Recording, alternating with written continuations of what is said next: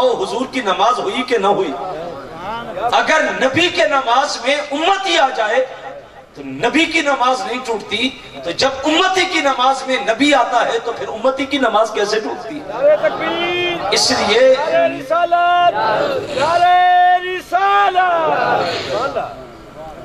لیے اس تصور سے نماز نہیں ٹوٹتی، بلکہ ہم تو کہتے ہیں کہ جب تک حضور کا تصور نماز میں پختہ نہیں ہوتا اور سلام نہیں کر لیتے اتنی دیر تک نماز ہوتی ہی نہیں۔ ہماری نماز تو ہوتی اس وقت ہے جب حضور کو تصور کو پختہ کر کے سلام کر لیں۔ اب حضور نماز کو بھی لمبا کر رہے، حضور سجدے بھی خطبے بھی مختصر کر رہے۔ اللہ کے رسول کا ایک جملہ آپ نے سنا ہوگا، میں اسے عرض کر کے پھر کربلا کی طرف چلتے اور پھر کربلا کا پیغام آج کے دن ہمارے لیے کیا ہے اس کے اوپر میں اختتام کر دوں گا۔ حضور علیہ السلام نے ارشاد فرمایا حسین منی وانا من حسین، حسین مجھ سے اور میں حسین سے، بولو میں حسین سے۔ پہلے جملے کی تو سمجھ آ گئی کہ حضور کہتے ہیں کہ حسین مجھ سے ہے، نواسا ہے تو نواسے کی اصل نانا، تو اس میں تو کوئی اشکال نہیں ہے کچھ بھی کہ حضور فرمایا کہ حسین مجھ سے ہے۔ لیکن دوسرا جملہ سمجھنے والا ہے کہ حضور فرماتے ہیں لوگوں حسین مجھ سے ہے اور میں حسین سے ہوں۔ نواسا تو نانے سے ہوتا ہے، نانا نواسے سے نہیں ہوتا۔ حضور سے حسین ہو گئے، حسین سے حضور کیسے؟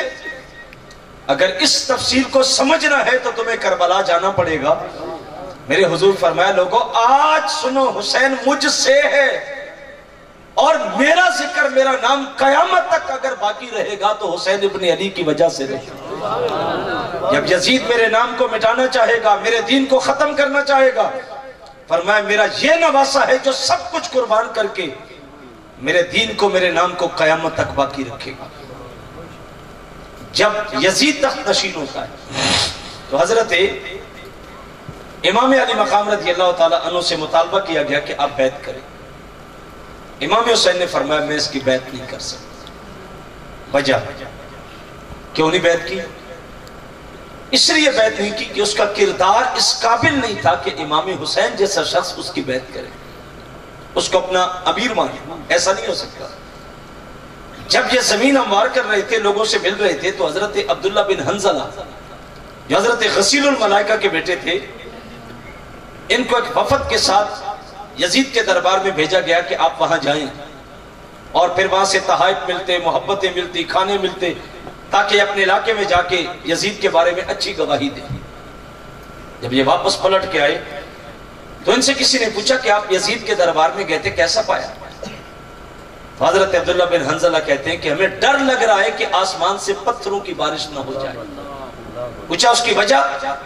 کہنے لگے ہم ایسے شخص کو مل کے آئے ان رجل ینکح الامہات والبنات والاخوات یدع الصلاۃ وشارب الخمر، کہنے لگے ہم ایسے شخص کو مل کے آئے ہیں جو ماں سے، بہن سے، بیٹی سے نکاح کو جائز کرتا ہے۔ حالانکہ یہ قرآن کی نص ہے، قرآن نے کہا حرمت علیکم امہاتکم وبناتکم، قرآن نے پوری لسٹ دی ہے کہ ماں، بہن، بیٹی تمہارے اوپر حرام ہے۔ یزید کہتا کوئی مسئلہ نہیں، نکاح کر لو ان سے۔ قرآن نے شراب کو حرام کیا ہے اور وہ شراب کے نشے میں مست رہتا۔ کوئی کہتا دین محمد میں شراب حرام ہے تو مذاق کر کے کہتا اگر دین محمد میں حرام ہے تو دین عیسیٰ پہ جا کے پی لو، کچھ دیر کے لیے عیسائی بن جاؤ۔ اگر اس سے کہا جاتا نماز تو نماز کے قریب بھی نہیں آتا تھا، کتوں سے کھیلتا، باندروں سے کھیلتا، ناچ گانے کی محفلیں ہوتی، صبح اٹھتا تو نشے میں مست ہوتا، کتے مرتے تو ان کے مزار بناتا، ان کے سروں پہ سونے کے تاج رکھتا۔ اب مجھے بتاؤ کیا حسین کو زیب دیتا تھا کہ ایسے فاسق اور فاجر شخص کے ہاتھ میں ہاتھ دے؟ حسین نے کہا میں نہیں دوں گا۔ اس نے کہا جو مرضی ہو جائے تیری بیعت میں لوں گا۔ حسین نے کہا جو مرضی ہو جائے میں تیرے ہاتھ پہ ہاتھ نہیں رکھوں گا۔ ایک جملہ کہنے لگا ہوں، اگر آپ توجہ رکھیں گے تو یہ آپ کو لطف دے گا۔ آپ نے دنیا میں دیکھا ہوگا کہ لوگ سر بچانے کے لیے ہاتھ دے دیتے، کسی سے اختلاف ہے، جنگ ہے، دشمن طاقتور ہے، وہ کہتے ہیں چلو یار صلح کر لو، جان بچ جائے گی، چھوڑو پرا مٹی پاؤ۔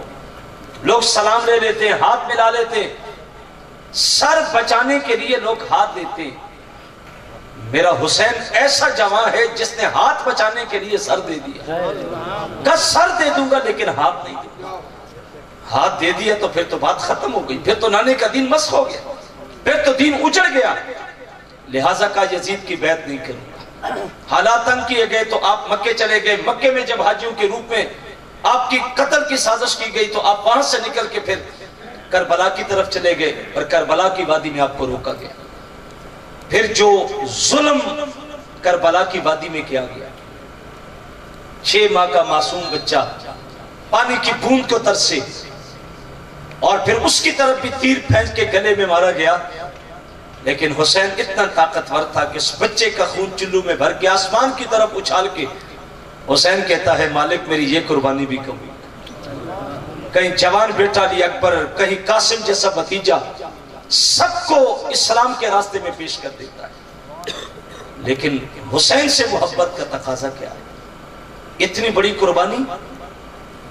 آج تو بیٹا تبھی موت مر جائے، حادثے میں مر جائے، جنازہ اٹھتا ہے تو باپ کو ہوش نہیں ہوتی، سارا زمانہ سارا محلہ دلاسا دے رہا ہوتا، لوگ پوچھتے یار اس بابے کو کیا ہوا، تو لوگ بتاتے اسی بدقسمت باپ کے بیٹے کا جنازہ جا رہا ہے، اکلوتا بیٹا تھا، جوان تھا، بڑھاپے کا سہارا تھا، باپ کہتا میں ختم ہو گیا، مٹ گیا، لیکن حسین کی عظمت کو سلام نہ کرے جو 72 لاشیں کربلا کی ریت سے اٹھا کے خیموں میں رکھتا ہے، اور پھر آسمان کی طرف دیکھ کے کہتا ہے مالک یہ قربانی بھی قبول کر۔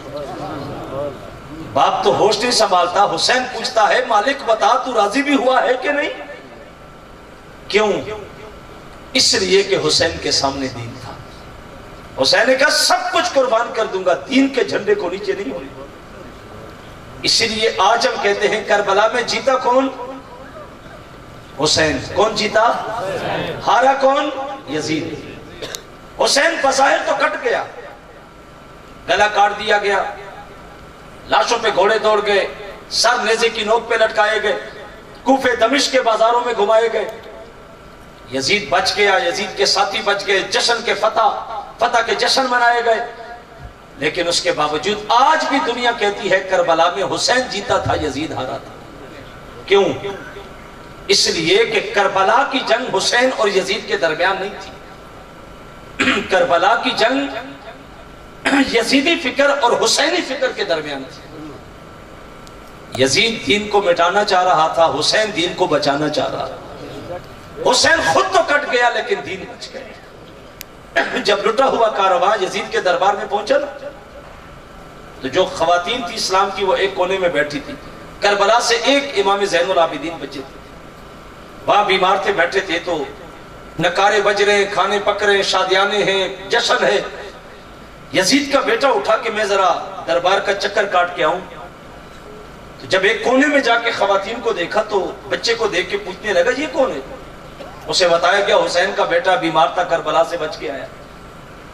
یزید کا بیٹا کہنے لگا دیکھ اپنے باپ کا جو انجام ہے بغاوت کی تو کیا بنا، اور ہمارے انداز کو دیکھ، فتح کو دیکھ، جشن کو دیکھ، دربار کی شان و شوکت دیکھ، ہم جیت گئے تم ہار گئے، ختم ہو گئے۔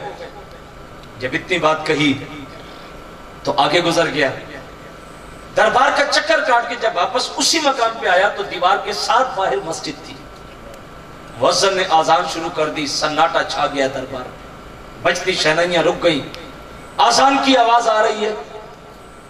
اب ظاہر ہے کہ یہ بھی تو علی کا خون تھا، بولنا تو کوئی اس گھر سے سیکھے، لفظ تو یہاں ادب سے کھڑے ہوتے ہیں۔ یزید کے بیٹے کو حسین کا بیٹا کہنے لگا ظالم تو کہہ رہا تھا کہ ہم مٹ گئے، تو نے کہا تھا کہ تم جیت گئے ہم ختم ہو گئے، بتا اس مؤذن کی آواز میں جس محمد کا نام ہے میرا نانا ہے یا تیرا نانا ہے؟ کہا اسی نام کا تو ہم بچانے آئے ہیں، وہ نام تو اب بھی گونج رہا ہے۔ لہذا حسین کربلا میں اس لیے جیتا ہے کہ حسین کی فکر جیت گئی، حسین دین کو بچا رہا تھا، دین بچ گیا۔ لا الہ پڑھنے والوں لا الہ سے پوچھ لو، لا الہ پڑھنے والوں لا الہ سے پوچھ لو، لا الہ تو بچ گیا، گھر لٹ گیا شبیر کا، گھر لٹا کے لا الہ الا اللہ کو بقا دی۔ کربلا کے شہیدوں کا مقصد یہ نہیں تھا کہ آپ ایک پانی کی سبیل لگا کے کہیں کہ حق ادا کر دیا۔ کربلا کے شہید تم سے یہ نہیں پوچھتے کہ نیاز کی کتنی دیگیں پکائیں، کربلا کے شہید یہ نہیں پوچھتے کہ 10 دن تم رو لو، آنسو بہا لو، اور پھر تمہاری محبت ختم ہو گئی کربلا کے شہید پوچھتے ہیں بتاؤ جس دین کے لیے ہم نے بچہ بچہ قربان کیا اس دین کے لیے تم نے کیا کیا؟ حسین کا نام بھی نہیں، گھر کی چھت پہ جھنڈا حسین کا ہو اور گھر کے اندر کام سارے یزید والے چل رہے ہو، حسین کبھی تمہیں قبول نہیں کرے گا۔ حسین نیاز کا مطالبہ نہیں کرتا، حسین دیکھ کا مطالبہ نہیں کرتا، حسین عرشوں کا مطالبہ نہیں کرتا، حسین تم سے جلسہ تعزیہ اور ماتم نہیں مانگتا۔ حسین یہ پوچھتا ہے بتاؤ جس دین کے لیے میں نے اون محمد کی قربانی دی، جس دین کے لیے علی اصغر، علی اکبر اور جوان قاسم کو میں نے قربان کیا، میرے خیمے جل گئے میں نے پرواہ نہیں کی، میری عورتیں قیدی بنائی گئی میں نے پرواہ نہیں کی، میرے بچوں کا لہو بکھر گیا کربلا کی ریت پہ میں نے پرواہ نہیں کی، میرے لاشوں پہ گھوڑے دوڑ گئے میں نے پرواہ نہیں کی، ہمارے سر کاٹے گئے میں نے پرواہ نہیں کی، ہمیں کوفے دمشق کے بازاروں میں گھمایا گیا میں نے پرواہ نہیں کی، اس لیے کہ میرے نانے کا دین بلند ہوگا۔ اے مجھ سے محبت کرنے والوں بتاؤ تم نے کہیں میری شہادت کو تماشا اور کھیل تو نہیں بنایا؟ کربلا فکر کا نام ہے، کربلا تحریک کا نام ہے، کربلا ظلم کی آنکھوں میں آنکھیں ڈالنے کا نام ہے، کربلا رونے کا نام نہیں ہے، کربلا نیاز کا نام نہیں ہے کہ آپ نے سبیل لگا لی تو محبت کا حق ادا ہو گیا۔ میں کہتا ہوں کربلا میں حسین 3 دن پیاسا رہا، ایک نماز بھی قضا نہیں کرتا۔ یہ کربلا کا پیغام ہے، حسین کربلا میں ایک نماز بھی قضا، 10 محرم کی صبح تاریخ پڑھے، اپنے بیٹے علی اکبر شہزادے کو اٹھاتے ہیں، اور یہ علی اکبر وہ تھا جس کی صورت میرے رسول کی صورت سے ملتی تھی۔ اہل بیت کہتے ہیں جب ہمارا جی چاہتا کہ حضور کو دیکھیں تو اس کو سامنے کھڑا کر کے دیکھ لیتے۔ اس شہزادے کو اٹھا کے حسین کہتا بیٹا اٹھو کربلا کے ٹیلے پہ کھڑے ہو کے آزان پڑھو، اور 3 دن کا پیاسا جب آزان پڑھتا ہے تو جنت سے حوریں بھی جھانک کے دیکھتی۔ رب نے کہا ہوگا نا تم نے کہا تھا انسان کو نہ بناؤ، آدم کو نہ بنا، خون ریزی کرے گا، فساد فی الارض کرے گا، نحنو نسبح بحمدک ونقدس لک، فرشتوں تم نے کہا تھا کہ ہم عبادت کے لیے کافی ہیں، تقدیس بولتے ہیں، تسبیح بولتے ہیں، انسان کو نہ بنا۔ رب نے اس وقت کہا تھا انی عالم ما لا تعلمون، فرشتوں جو میں جانتا ہوں وہ تم نہیں جانتے۔ آج فرشتوں سے رب نے کہا ہوگا بتاؤ نا تمہیں دنیا میں بھیجتا، اولاد دیتا، اس کی محبت اندر ڈالتا، پھر 3 دنوں کی پیاس ہوتی، پھر میرے حضور یوں کھڑے ہوتے تو میں مانتا۔ یہ دیکھو زمین کے اوپر میرے نظارے، میرے بندوں کو دیکھو جو سب کچھ قربان کر کے تلواروں کے سائے میں بھی میرے حضور سجدہ ریز ہو رہے۔ امام کی تو نماز قضا نہ ہو، امام کی محبت کا دعویٰ بھی کرے کبھی مسجد میں بھی نہ جائے، محبت کا دعویٰ بھی کرے کبھی وضو ہی نہیں کیا، قیامت کے دن حسین ایسی محبت کو قبول نہیں کرے گا۔ حسین اس محبت کو قبول کرے گا جو دین کے لیے تقویت کا باعث بنے گا، یا دین کو نافذ کرے گا، جو دین پہ عمل کرے گا۔ آخر میں ایک بات دے دوں، حسین دنیا میں آیا کیسے؟ پیچھے ماں کی تربیت تھی۔ اگر حسین کربلا کی ریت پہ گرتا ہے اور سر سجدے میں رکھتا ہے، اور ظالم نے سر کاٹا تو سر سجدے میں تھا، جب گردن کاٹ کے سر کو نیزے کی نوک پہ رکھا گیا تو امام علی مقام کی لاش سر کو الٹا رکھا گیا، جبین نیچے تھی، کٹی ہوئی گردن اوپر کو تھی، تو کسی نے دیکھ کے کہا کہ یہ کیسا سر ہے جو اب بھی جھکا ہوا ہے؟ تو کسی نے بول کے کہا نادان، 1 رکعت کے 2 سجدے ہوتے ہیں، ایک کربلا کی ریت پہ کیا، ظالم نے گردن کاٹ دی، اب بھی جبین میں دوسرے سجدے کی آرزو مچل رہی ہے، یہ جو زمین کی طرف ہے یہ دوسرے سجدے کی آرزو کر رہا ہے۔ حسین تو ایسا ساجد، ایسا نمازی، سر کٹ کے نیزے کی نوک پہ چلا گیا لیکن پھر بھی اس جبین میں سجدے تڑپ رہے، ایسا قاری قرآن جو کٹی ہوئی گردن بھی جو ہے وہ بازاروں سے گزرتی ہے تو قرآن کی آیتیں اس کٹی ہوئی گردن پہ بھی جاری ہوتی، اور حسین کا ماننے والا کبھی قرآن کھول کے سال بھی نہ دیکھے، تمہارا حسین سے کیا واسطہ ہے؟ بھنگی، چرسی، نشہ کرنے والے، بے نمازی، ناچ گانے کرنے والے، تمہیں حسین سے کیا واسطہ ہے؟ حسین تو نمازیوں کا ہے، حسین تو حاجیوں کا ہے۔ ایسا حاجی بتاؤ جس نے 25 حج پیدل کیا، سواریاں ساتھ ہیں، سامان ساتھ ہے، دوست ساتھ ہیں، لیکن حسین کہتا میں حج کروں گا تو پیدل کروں گا، 25 حج پیدل کرنے والا، تمہارا حسین سے کیا واسطہ ہے؟ حسین تو جرت مند لوگوں کا ہے، حسین تو دین پہ پہرا دینے والوں کا ہے، نشہ کرنے والوں کا حسین سے واسطہ نہیں ہے۔ चर्स और भंग और घोट के पीने वालों का हुसैन से वास्ता नहीं है।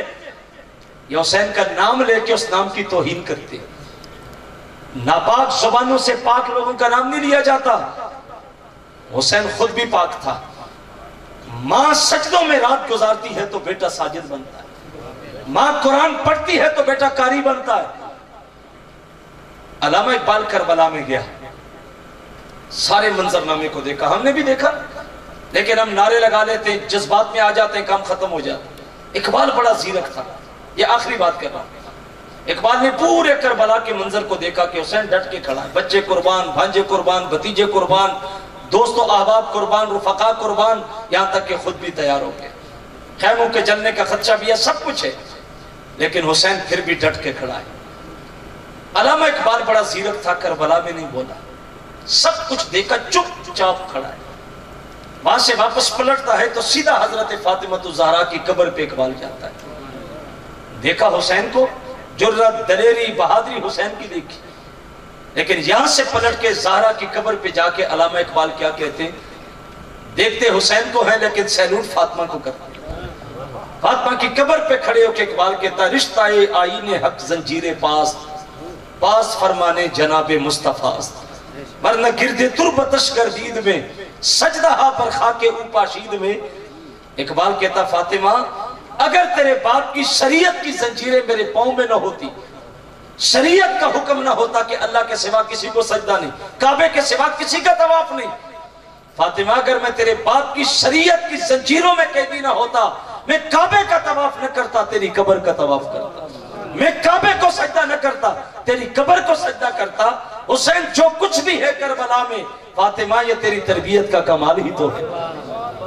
माएँ अच्छी होती हैं, माएँ नमाजी होती हैं, माएँ कुरान पढ़ने वाली होती हैं, माएँ पर्दा करने वाली होती हैं, फिर उन माओं की गोदों में हुसैन अगर नहीं आता तो गुलाम हुसैन तो आ जाता है। अगर जमात अली पैदा नहीं होता तो जमात अली का गुलाम तो आ जाता है। अगर मेहर अली पैदा नहीं होता तो मेहर अली का मानने वाला तो पैदा हो जाता है। लेकिन किरदार मां का होना चाहिए, किरदार बाप का होना चाहिए। लिहाजा हमें अपनी जिंदगी के रुख को तब्दील करना है, मस्जिदों को आबाद करें, दीन पे पैरा दें। इस वक्त पूरी दुनिया के जो हालात हैं वो आपके सामने।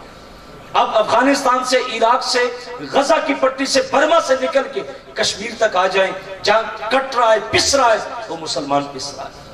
आलम कुफर पूरा जमा हो चुका है इस्लाम को दबाने के लिए। क्या अब भी वक्त नहीं आया? इकबाल ने कहा था कि वक्त आएगा कि तूफान ने मुसलमान को मुसलमान कर दिया, तूफान मगरब ने। वो कहता है कि ऐसा तूफान आएगा कि मुसलमान रद्द अमल के तौर पे मुसलमान हो जाएगा। तो क्या अब भी वक्त नहीं आया कि हम अपने इस्लाम पे मजबूत हो जाएं, सर से लेकर पांव तक अपनी जिंदगी को बदले? ये थोड़ी दिन की, 4 दिन की चांदनी है, खत्म हो जाएगी। मौत का झटका लगने की देर है। जिंदगी सब का सब किया धरा यहीं पे रह जाएगा। वफा करो हुजूर से, मोहब्बत करो हुजूर से, प्यार करो हुजूर से, मोहब्बत करो हुजूर की सुन्नतों से। जो सुन्नत, मोहब्बत, प्यार मरने के बाद भी बंदे को मरने नहीं देता। मोहब्बत बात के मुस्तहिक है, मुबारकबाद के वो अंजुमने बज़्म महरिया नसीरिया के वो लोग जिन्होंने आज इस खूबसूरत बज़्म का इनेकाद किया, जिन दोस्तों ने दामे दिल में सुखने तावन किया। आप जिस मोहब्बत के साथ दोस्त अहबाब आए, अल्लाह की बारगाह में दुआ है कि अल्लाह सबको बरक़ात से माला माल फरमाए। इस बज़्म का एक एक लम्हा अपनी बारगाह में कबूल फरमाए। वमा अलैया इल्लल बलागुल मुबीन।